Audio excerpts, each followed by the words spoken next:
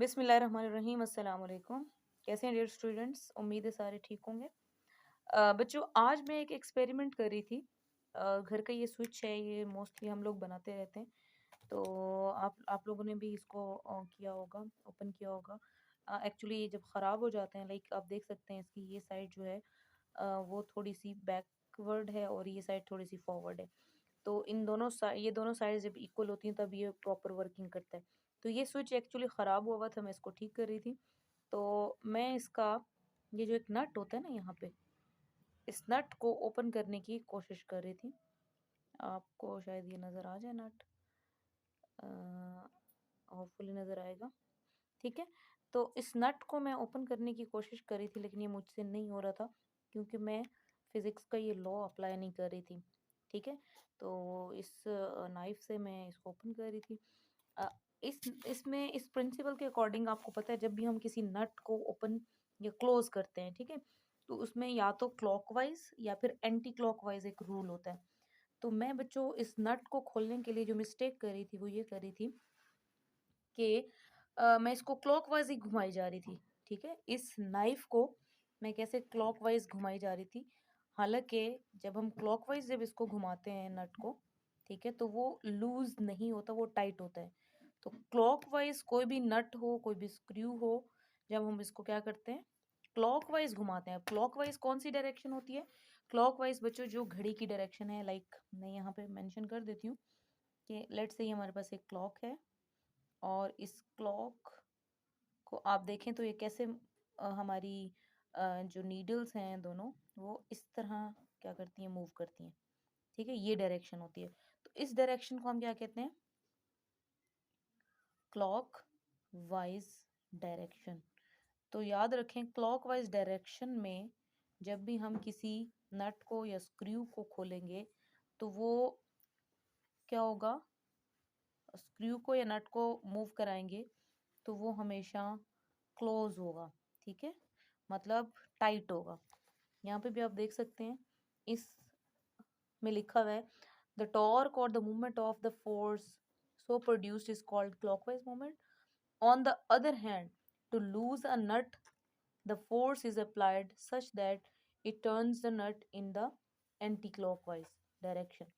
तो अगर हम किसी भी इसको टाइट करना चाहते हैं स्पैनर की हेल्प से, या आपके पास नाइफ है या कोई और चीज़ है, तो टाइट करने के लिए हमें क्लॉकवाइज मूवमेंट चाहिए और लूज करने के लिए बच्चों क्या चाहिए?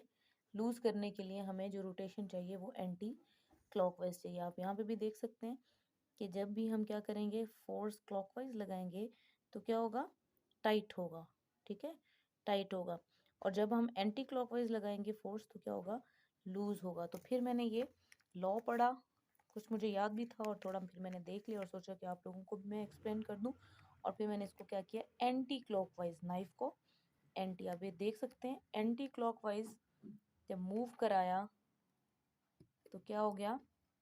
नट लूज हो रहा है। ठीक है, तो फिर हम क्या करेंगे, इस पूरे नट को लूज करने के बाद इसको खोलेंगे और अंदर से जो भी इशू है उसको ठीक करेंगे और देन दोबारा इसको क्लॉकवाइज रोटेशन में घुमा के क्या करना है, मैं अभी कर देती हूँ आपके सामने।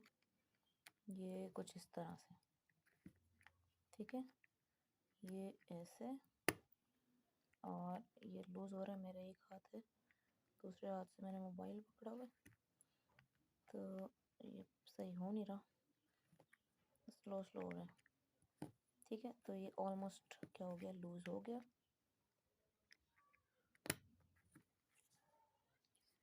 जी बच्चों, तो ऑलमोस्ट हमारा जो है ये नट ओपन हो गया है। इसको अब आपके सामने खोलते हैं और देखते हैं अंदर से। जी ये देखें, तो ये हमारा वो जो नट है वो था। ठीक है, और बैक साइड से कुछ ये इसके साथ अटैच्ड होता है। ठीक है, ये नट और ये वो, और ये जो इसके अंदर प्रॉब्लम है वो क्या है, वो ये जो मैं आपको बता रही थी कौन सा प्रॉब्लम है, जो इसकी ग्रीन वाली है ना, ये सॉरी ये ब्लैक है, ब्लैक है ग्रीन है, ये ग्रीन है। तो ये हाई पोटेंशियल पे होती है ये वाली वायर और ये लो पोटेंशियल पे। तो हम ये हमारा स्विच क्यों नहीं काम कर रहा था, क्योंकि अंदर ये इशू है। तो ये 10th क्लास में है कि जो आपके पास बेसिकली दो वायर्स होती हैं, एक में हाई पोटेंशियल होता है, दूसरे में लो पोटेंशियल। तो हाई पोटेंशियल से मूव करने के बाद लो पोटेंशियल से फिर करंट वापस आता है। तो ये वाली जो साइड है ना, रेड वाली, ठीक है, ये हमेशा हाई पोटेंशियल भी होती है, इसमें ज़्यादा करंट आता है, फ्लो करता है, और फिर इस जो ब्लैक है या ग्रीन कलर है, इससे वापस जो है बैकवर्ड जाता है।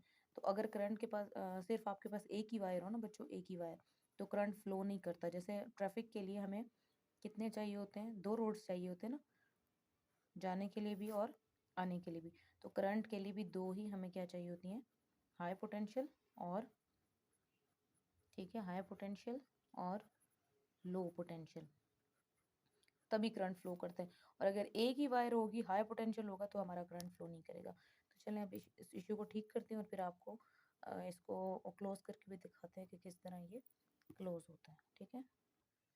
जी बच्चों, तो हमारा प्रॉब्लम ठीक हो गया है। अब हम फाइनली इसको अपने अंजाम तक पहुंचाते हैं, इसको ठीक करते हैं।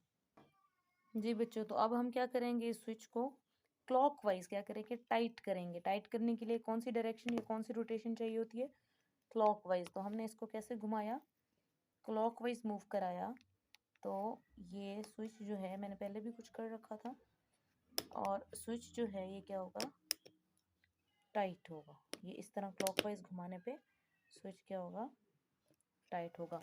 तो हमने ये रूल सीख लिया। एक और भी मेरे पास है आइडिया, उससे भी मैं आपको सिखा देती हूँ कि जब भी हमें कोई भी जो है स्क्रू या कोई भी हमें नट को ओपन करना होगा, तो हम क्या करेंगे, लूज, मतलब लूज करने के लिए यानी कि ओपन करने के लिए हम anti clockwise movement, anti clockwise घुमाएंगे, और टाइट करने के लिए हम क्या करेंगे, क्लॉकवाइज। फॉर एग्जांपल आपके पास ये इस तरह की एक बॉटल है, ठीक है, तो इस बॉटल को भी आप कैसे ओपन या टाइट कर सकते हैं।